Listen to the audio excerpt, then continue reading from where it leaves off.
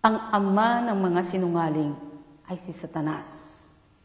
Ang sabi po niya sa John 8:44, ang dyablo ang inyong ama, at kung ano ang gusto niya, iyon ang inyong ginagawa. Siya'y mamamatay tao na sa simula pa at kalaban ng katotohanan kahit kailan. Kung siya'y nagsisinungaling, likas na ito sa kanya, sapagkat siya'y sinungaling at ama ng kasinungalingan. Kung ang akin pong tinuturing na Diyos ay si Jesus, at siya mismo ang nagsabi nito, hindi na ako magbabaka sakaling may iba pa siyang ibig sabihin dito. Why? Kasi matindi po ang takot ko sa Panginoon. Ayaw ko siyang magalit at maging kagalit. Kasi alam ko, siya po ay Diyos. Banal siya at hindi siya nagbibiro.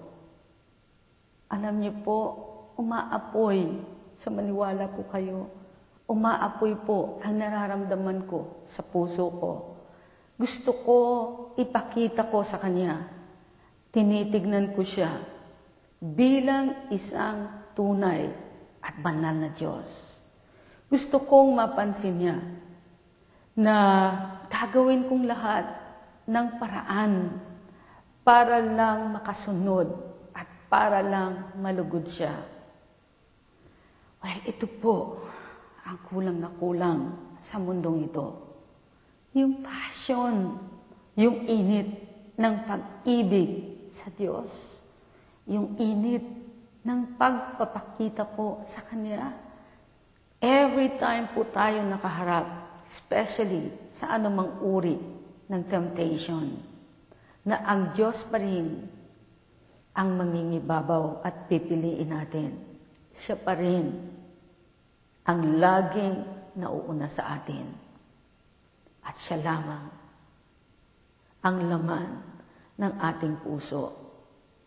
Kaya nga po, ang tao sa mundo ay nagiging makamundo kasi ginagawa pong magaan palagi ang kahit seryosong salita ng Diyos. Kung saan magiging komportable ang tao, ito ang gusto ng tao. Ito ang laging hinahanap ng tao na marinig. Yung hindi nakaka-pressure, yung magaan, yung nakakatuwa, nakakakiliti, o masarap pakinggan. Well, ang totoo, kung gusto ko lamang po ng popularity o approval ng maraming tao, mas madali po sa akin ang mag-share ng magaan na topic. Pero mabigat po yung burden at pagmamalasakit ko sa inyo na binibigay po ng Panginoon. Kailangan pong malaman ninyong lahat ang kabilang side ng Diyos. Well, sa programa pong ito, ang mandate po ng Panginoon ay ituro at i-expose ang maraming katotohanan tungkol po sa Diyos na hindi masyadong naririnig o tinatalakay. Kailangan po kasi itong marinig bilang isang mabisa pong gamot sa mundo na I believe kayo po mismo ang magpapatunay na lugmok sa matinding kahirapan, kaguluhan, lahat ng uring kasakiman, kahalayan, kalaswaan, o lahat ng uri ng kasalanan. Well, hindi ko po minimiti na maging uncomfortable kayo sa akin pong mga natuklasan pa tungkol po sa hell.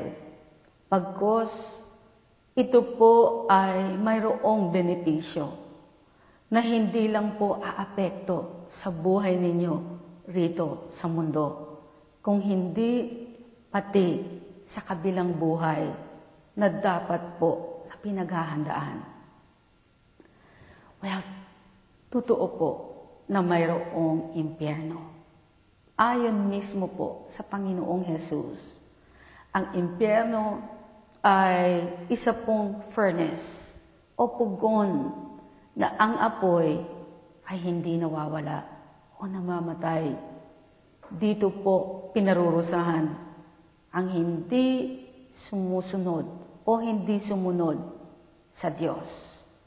At sila po ay pinahihirapan sa kanilang isip at katawan ayon po sa kanilang nagawang kasalanan. At ayon sa dami po ng babalang katulad nito, nagsalita ng Diyos, na kanila na pong narinig, pero hindi pinaniwalaan at hindi sinunod. Ang mga tao pong narito ay para pong mga taong nakakulong sa isang building na nasusunog. Kahit gamitin nila ang buong lakas nila upang labanan ang apoy, ay hindi po uubra. Para lamang po kasi silang isang maliit na insekto o gagamba na inihagis sa nagngangalit na apoy. Dito po, wala nang hope. Walang love of God. Walang kaibigan o pamilyang pwedeng tumulong. Wala rin po ditong place of rest. Kahit saglit, kahit nga po inaantok kayo, wala po ditong natutulog. Walang aircon, walang tubig, walang pagkain, walang mabait, walang masaya. Pero dito, puno po ng apoy at uod na hindi namamatay. Puno ng masasama, pagsumpa, panaghoy, iyakan, sigawan, nagngangalit ng mga ngipin. Gawa po ng matinding paghihirap.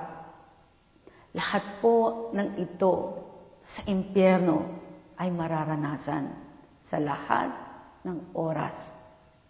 Walang paghintong hirap at sigaw na walang pag-asa. Day and night, forever and ever.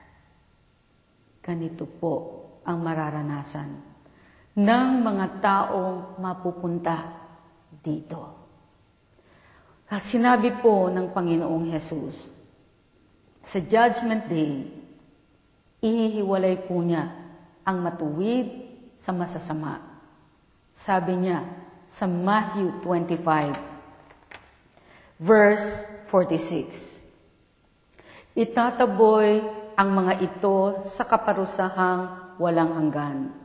Ngunit ang mga matuwid ay tatanggap ng buhay na walang hanggan. Ito po ang nakakapanglumok sa hell kapag napunta ka rito. Yung malalaman mo na ito ay realidad at hindi ka na makakalabas dito.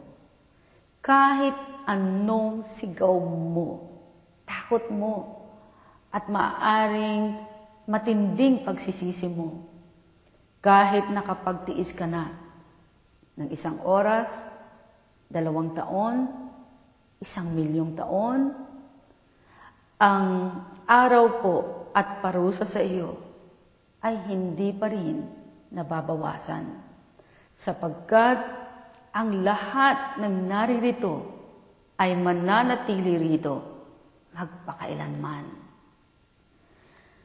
Ang akin pong susunod na ibabahagi ay ilan lamang sa pahayag na galing sa isang Kristiyano na malalim ang pag-ibig sa Diyos at sa tao. Siya po ay si Mary Kay Baxter. Ang sabi po niya, noong